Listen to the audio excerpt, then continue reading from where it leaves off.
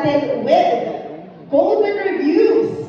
O, parang gulutan, ano? Ito na po ang katanungan po ni Golden Reviews para sa ating cast members. Minus Nadine. Maybe you want to start, Boy to Bannon, to answer this. Dalang tanong ni Goldwyn, ano sa tingin niyo ang sasabihin ng King of Comedy na si Dolphy after niyang mapanood ang pelikula nito? Ako ba na? I-read ko sa inyo na. Siguro sasabihin niya sa akin, o yung ginagawa niyo. Hindi, ako feeling ko sasabihin niya sa akin, I'm very, very proud sa inyo na. Hindi ko. Ikaw naman. Ano sasabihin ni tatay? Bakit ngayon nilang ginawa ito kung kailan wala na ako? Pero hindi naman siya nawala sa atin. Lagi siyang nasa puso natin.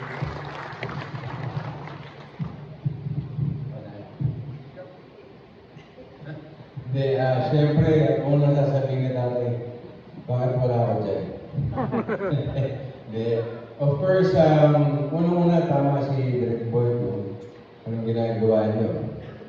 Pero, he's gonna be very, I know he's gonna be happy sa project. At sasabihin niya, isang pasasalamat at pinagpapatuloy namin ang kanyang legasiya. Dahil ang Home of the Release po ay marami pong maraming tinudge sa buhay ng tao simula noon na kailangan po ng tao ngayon. So, Tay, I love you and salamat. So, iba niya, Boy to Bandol. Basta yung mga kasta, dapat kompleto. Papa, sagot namin po, Papa, lahat na kayo inanap namin eh. Hindi lang namin po nilalapit, So, I know he's very proud of us kasi nakita niyang nagsama-sama kami ulit. Even the Sunog Bagas, yung mga luma, mga OG, kung tawagin. Yung nasa limit ko, si Presley, nahanap namin yan sa Mount Abaapa. So, yan mo talaga. Salamat. Ayan. Ang sasabihin ni tatay siguro, lalo-lalo na sa everything. Good job. Good job. I'm proud of you. Yun ang sabihin natin. Sa ating lahat. Pero lalo na sa inyo. Thank you.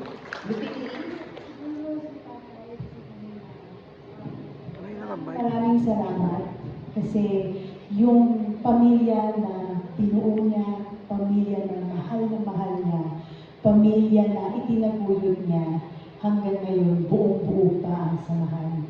Tunay na nagmamahalan on or off camera. Smoking. Ang sasabihin ni tatay, magtrabaho kayo dahil gusto ko maraming makapanood ng pelikulang ginawa nito. At para kumalat pa yung mensahe niya na ang pamilyang Pilipino, kahit na gano'ng kahirap ang buhay, basta sama-sama nagmamahalan, kahit ano ay pwede. Gusto mo dagdagan is that?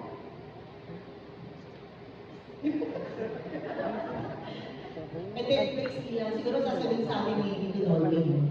Sasabihin niya sa atin na, pag-husayan ninyo. Kaya naman, pinag-husayan naman namin. Dahil 2 taon namin binuno ito para sa inyo. Thank you so much. Our next question is coming from John of Captain Dog. Since the last Home Along the Reyes movie in the 90s, how did you adjust for this new movie, humor-wise? Baby boy, do you want to take on this? Doon sa humor, we made sure na yung feeling it's just basic template po. Sinigurado namin nandun lahat. Pinagkaibahan lang nun, lumaki na kami. Pero yung humor, yung puso, yung core, yung pinaka-main, is really about family. Can you repeat the question, please? Humor-wise, paano kayo nag-adjust sa pelikula na ito, sa The Reunion? Given that, syempre marami ng generation ang makakapanood. Yeah. Kandinig ko kanina double noise. So, of course,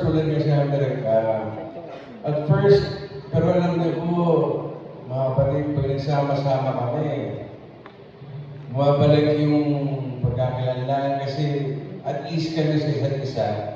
Pero of course, yung unang taping, lalo kami mga tumanda, si Maybe ako, si Dos, parang, teka, paano ko ating dati matakaw ako. Tapos may anak na ako mas matakaw sa akin, di ba? So, adjustment, pero madali kasi iba yung bonding ng family ever since parang hindi nawala. Kahit patagal kami nagpahinga. Yes. Follow-up question, this one's coming from John Bueno of Kumagkao. When did you start planning for the movie and casting for it? And may mga plans daw ba kayo na mag-international release din? Theatrical muna. Nung nag-start, I remember, nag-start to, meron kami, actually, kami dalawa ni Valor, meron kami pinopromote na isang product na kailangan namin mag-viral. Sabi ni B, paano ba tayo mag-viral? Pumunta tayo dun sa Riles. May pinuntahan kami Riles sa may bandang Suman. Tapos kami dalawa. May trend pa dumadaan. May trend. Sa mga actor may trend na dumadaan. Tapos dumadaan yung gano'n naman. Nagulat kami nag-viral. Tapos after 2 weeks, nagkaroon ng parang baptismal. Si Kuya Bill. Hindi ako yung binigyan ha, yung anak ko. Nagkaroon ng anak si Kuya Bill. Nagkita-kita kami this time with Tita Nova. Nandun sila Tita Ses. Pati nga po si Tita Linggit nandun. Tapos ginawa namin yung parehong ginagawa namin. Ganun na. Nag-viral ulit. Tapos yung next nun, si Maybe na yung nag-facilitate with the siblings naman. So nagkita-kita kami nila, Ate Claudine, si Maybe, ako, si Gio. Nasa Italiano sa akin. Ganun din, manandang nag-viral ulit. Hanggang tuloy-tuloy siya. Tapos, eksakto pag month ng July, marami kasi sa cast na nagsaselebrate ng July. Kahit ako, actually, ka-birthday ko si Tatay Kevin. So pag July 25, lagi kami magkakasama. Doon start. Tapos, paano ba susundutan? After nun, ang nangyari, hindi naman talaga namin sinadya na dumiretso kami sa movie. Nagkaroon lang kami ng, yung ginagawa ng mga content creators ngayon, nagkaroon kami ng sarili namin. Tawagan yung page namin, Home Along the Reels. So nag-start kami doon, reunion lang kami ng reunion. Tapos, nakikita namin sa mga comments ng mga tao na parang, ay, parang namimiss nila kami or namimiss nila yung show. Pero parang sinasabi nila na sana magkaroon ulit ng Home Along the Reels. So, at first, meron namin inisip na magiging reality dito. Hanggang umabot sa point na sabi ni ate, ready naman ako, bakit hindi natin itry yun? So nag-umpisa ito, pinuntahan namin ni Vandolph and we're very grateful. Nag-start to kay Tita Cory. Of course, it wouldn't be possible kung hindi po kami, kung hindi dahil sa kanila pinayagan kami hirumin yung IP ng Humanang Rodriguez. Naalala ko yung Pino, sinabi ni Tita Cory, sabi pa nga niya, uy, anong klaseng Home Along yung balak niyong gawin? Sinong gaganap na Dolphy daw? Yun ang sinabi ni Tita Cory, sinong gaganap na Tito Dolphy? At paano yung gagawin na wala yung dalawang core at wala rin si Dolphy? Sino ang magiging POV niyo? Ang sagot namin kay Tita Cory, Tita, parang na-miss kami ng mga batang nanonood sa Home Along eh. Parang hindi naman namin kailangan tapataan. Ang point lang nito, ituloy. Masaya kami na magkakasama kami ulit ng family. Tapos feeling namin, hindi dapat siya remake. Gusto lang namin itong continuation na mapakita na paano na yung mga anak ni Kevin Cosme nung malalaki na sila. Yun yung gusto namin mapakita. And then mag-focus dun sa tribute for tatay and tribute to everyone who made Home Along. Yes.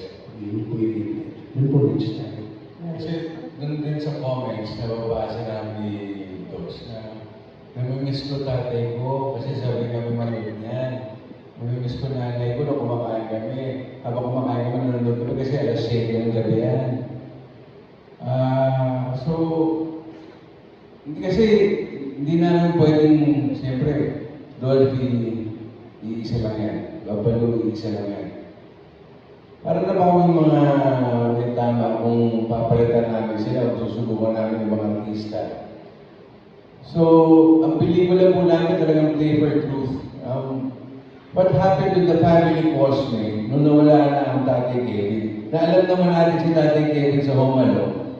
Siya yung nangangaral, siya yung nagbubuklod ng pamilya, siya yung nag-iisa, nagpapaisa sa pamilya. So, ngayon po, makikita po natin kung paano magmahalan ang pamilya dahil meron pa po kami isa, si Tita Nanay. Na dating tita namin, naging nanay namin. Kung napapanood niyo ako, no? Tapos nagpalabas tayo ng mga teaser, ang dami ng crying face, naalala ko si ganyan. Tsaka po pala si Kuya Bob, si Gio, nagpadala pala ng video message para sa atin. Panoorin po natin. Wala ba? Wala daw. Wala. Sorry. Yun po. Salamat.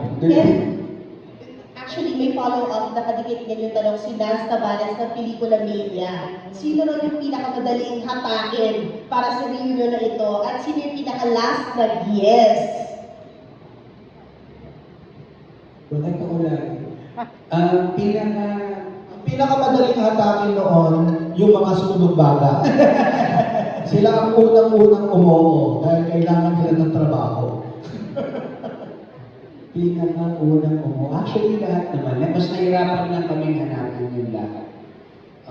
Sa totoo niya, it took us more 2.5 years para mamount. Maliban doon yung naging dilemma pa namin. Naalala ko nung nagkaroon lang kami ng konting viral. Pinag-iwalay-iwalay po. Lahat po sila nagkaroon ng mga taping. So, nahirapan po ulit kami magkita-kita. Pero yung ginawa namin, hinanap namin yung mga OG na sunod ba. Presley, mag-hi ka naman eh. Actually, 4 po sila eh. Nakasama po yung mga OG na kasama sila sa movie. Pero right now, sumama na po siya kay Tatay Kevin. So, tatlo na. Film na film, no? Ilan lahat ang sulog na? Parang supposedly, Mami, kaya lang hindi na po umabot yung isa sa showbiz na. From the start, how many sulog ba niya? Ang nawala? Hindi ilan lahat. Kita Rudy, Danny, Alex, Muso. Marami ma. Marami. Ilan na lang na nila? Tatlo, yung mga original tatlo. Ito munti na, nahata ko lang eh. Yung isa ko dyan kasi nakagawa ng stem cell. Nasa may nakadulo. 300 years old na po yung nasa dulo na yan. Stem cell na lang po ang bumubuhay sa kanya. Pero ano po, when we started contacting them, walang humindi naman po sa Humanong. In fact, everyone was so excited to be part of the movie. Wala nga nagtanong kung gaano kalaki yung role nila. Walang ganun. It's just, the fact that we're going to work on something together. Tapos hindi lang basta-basta project, kundi yung Home Along the Riles, maibalik ulit. Okay na lahat. Ang mahirap lang po talaga yung ma-track down ang isa-isa at mga schedules. Kasi, syempre, before naman po na-plano lahat po, may mga kanya-kanyang trabaho rin po ang bawat isa sa amin. But still, kahit po ganun, they really made time for Home Alone shootings and get-togethers. Yeah, we are very... Kasi meron ng ibang cast member na nasa ibang bansa na. Tapos, meron namang sobrang busy. Kagaya ni Sherry Lee, ang kailangan ng online selling. At may iba naman na sobrang busy, kagaya ni Nova Villa. So, kumbaga, basta nagkaroon kami ng sinabi ni Boyto na, itong araw na to, shooting tayo. Sige, lahat kami, go. Kasi, alam niyo yung pakiramdam na makakatrabaho matrabaho ko ulit yung mahal ko sa buhay. Kasi yung panahon na binuhos namin 20 years ago, hindi kayang palitan yun, hindi ganun kadaling kalimutan. Kaya nung first shooting day namin, medyo nakakapangapa kami. Pero pagkatapos siguro ng first day, parang kala mo isang araw lang kami hindi nagkita-kita. Ganon kabilis ang pag-jive namin sa isa't isa. Kumbaga, dito mo mapapatunayan na wala sa dugo ang pagiging pamilya. Nasa quality ng oras ng pagsasama. Wow, beautifully shared. Thank you so much for that. Ang susunod na tanong natin, for the original cast members, umpisahan natin yung tanong from Ray Pumaloy na kung paano mo ba binago ng Home Along the Riles ang karakter at personality ninyo matapos daw po magwakas ang show. At ano raw po yung fondest and most unforgettable moments on TV and movie set ng Home Along the Riles. Pwede simulan ng ating sulog baga. Ano daw yung tanong? Hindi yan. Yung fondest memory. Nakatayo po ako, baka hindi mabola. Yung hindi niyo makalimutan po sa set at kung paano po binago ng Home Along the Riles ang buhay ninyo. Paano binago ng Home Along the Riles ang buhay mo? At yung fondest memory, yung pinaka nakakaalala mo, At- hindi mo makakalimutan kailanman. Kaya ko baraw. Anong fondest, anong pinaka-naalala mo nung nag-debut tayo ng Home Along? Sa 1990, alala ko, may mga minsan si Mandote, naalala ko yan, yung mga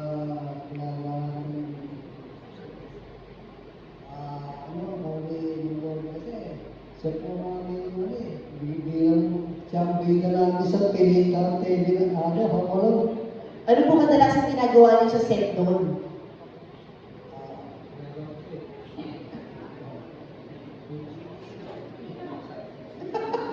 Minsan, tangkamit kami.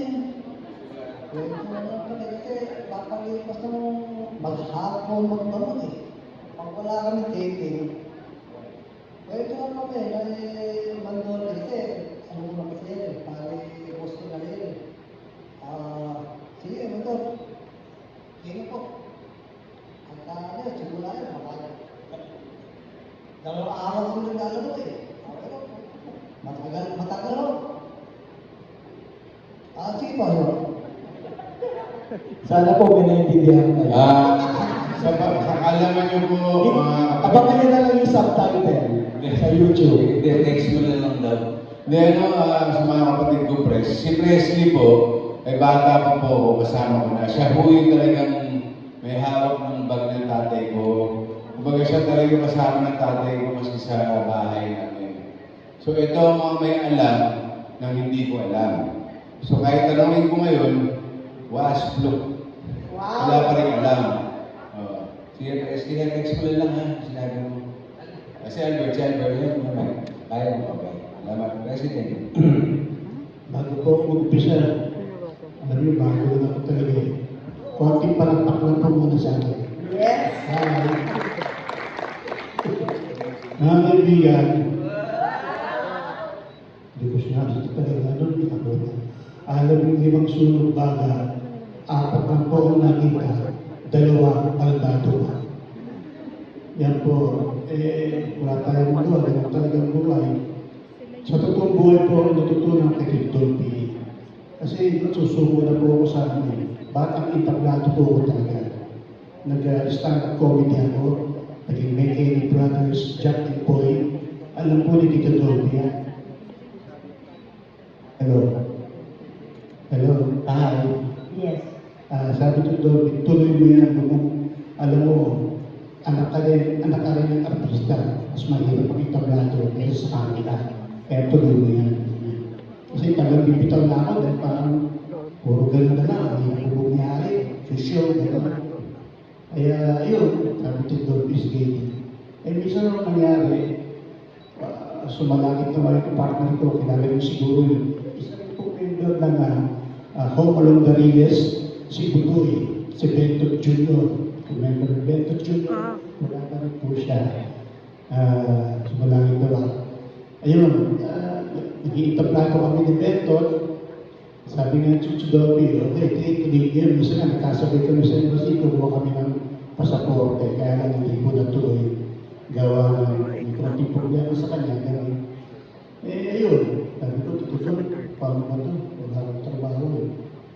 Tuloy pumunta ka sa taping. Makikulong ka doon sa mga sunod bahala. Sabi ko, Dobby, pwede yun? Pwede sige. Sabihin mo ako. Ayun. Hanggang sa nasama ako sa sunod bahala. Hindi ko alam na sunod baga eh, isa totoo rin pang iniinom nila, nagoyo, parang ko tubig, yung pala totoo.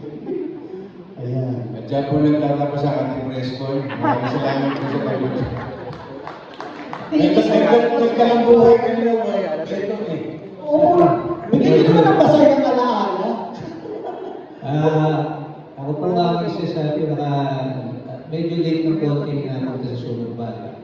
Actually, bago ako makapasok sa ABS, nalilang ko yung budget. Tinuro sa akin, si Kitty ang nagturo sa akin. Punta ako sa Homalong, kilala daw siya doon. Tapos nung pumasok na ako sa may buhay, tinatanong ko, hindi pala siya kilala. Kaya nililang ko yung ganda pag nakapasok ako. Doon nagsimula yung eagerness ko para pumasok sa akin. Mabait kasi mo doon, lapitan mo. So nilapitan ko si Dolby, tapos nag-motivate sa akin, pwede ko na ito. Paano kaya makakapasok sa Bugbala? Si Mike Ramos, yung katanda yung coordinator, sabi niya, extra ka muna, doon ka sa likod. Kaya sila Danny, sila Rudy, galit sa akin pagka lumalapit ako. Kaya lumapit ka din, hindi ka kakatin ng camera. So nung lumalapit na ako, hindi ako kinangkat. So one time, dumating yung pagkakataon, pinagdayan ako ng big-big. Direct big sabi na, kaya mo to? Sige, pilitin mo. Dito diya siya. So, nung nagawa ko yung dialogue, pinagkain mo na ako sunod bala. Sabi ko, magkano kaya ticket mo? Ito, okay yan. Kasi dahil masaya ako sa ginagawa ko, kahit maliit ang dahil. Yun yung trabaho, yun yung ginagawa namin. Si Beto hindi binanggit eh. Ano ko nito, nag-duet kami nito nung nasa Homan kami. Nung kilala na kami Sunog Baga Boys, sumikat kami sa Batangas. Nag-ano kami para kami si Pork Chop. No? Sumikat kami sa Batangas, may jacket pa nga kami. So, lagi kami nagpa-practice pagka walang shoot, wala kaming take. Nagpa-practice kami sa likod. Tapos minsan nagbibenta mo siya. At dyan po muli nagtatapos ang ating press call. Maraming salamat po. Isa po ang oras natin. Salamat. Salamat, syempre, sa sunod baga. Ito si Shane meron isa-share na kwento to. Pero, Ako po ang pang-apat na member ng Sunog. Kasi pang-apat dito. Ang role ko po dito, si Cheryl, ako po yung pangatlo at huling sekretarya sa opisina na pinapasukan ni Mang Kevin. Ito po ang kauna-unahang show ko, kaya sobrang malapit po talaga at iba po talaga. Very special po sa puso ko ang Home Alone. Siyempre dito po ako natuto ng maraming bagay. I've learned so much about showbiz. Sila po ang naging unang showbiz family ko. I've built long-lasting friendships na tama yung sinabi nila, matagal na kayo hindi magkita, pero pag nagkita kayo parang walang ano eh, parang walang araw na hindi kayo nagkita. Nandun pa rin talaga yung bond. Masaya sa taping, lalo na po kapag naaabutan pa namin sila or meron kami mga eksena sa bahay. Pero yung gusto ko po ma-share sa inyo na alaala, nakaka-share ko lang kay Kuya Moki. Siyempre ako po ay galing Cebu. Pag sinabi mo wig, ito yung wig na kinakabit mo lang sa ulo mo. So meron pong eksena, sa sobrang excitement ko, sabi ko kay Tito Bernie, sumalangin ako, sabi ko, Tito Bernie, sasagunutan kita ko mari ha. Sabi ko, hindi, wag, nakawig ako. Hindi ko tatanggalin. Sabi ko, gano'n. Pero sinabi niya, wag. So nag-eksena na ako, kaya sinasagunutan ko siya. Ang pula ni Tito Bernie nun, hawak-hawak niya yung kamay ko. Oh my God, nag-cut. Sabi niya, it will bleed, gaga. So sabi ko, oh my God, sabi ni Tita Sita, don't worry, nagkaganyan na na din ako kay Tito Dolphy before ganyan. Tapos, in-explain sa akin, naka-weave pala kasi yung wig. So nga naman, no matter what, baka nga naman mag-bleed nga naman, dumugo. Hindi ko po alam ang gagawin ko noon. Bago pa po ako noon. So, nagpasama ako kay Joy Mina. Sabi ko, samahan niyo ako sa dressing room ni Tito Bernie. Nag-sorry ako, tapos iniyakap naman niya ako, pero hindi ko na po yung nakalimutan. So every time na meron mga memories na, oo, yun talaga tumatak sa akin, bukod sa Hizons and sa Imana ni Tatay, pag madaling araw. Pero yun po talaga kasi nasabihan po ako ng gaga. At dahil dyan, nalaman ng press ang sikreto ni Bernardo Bernardo. Nakabig pala siya.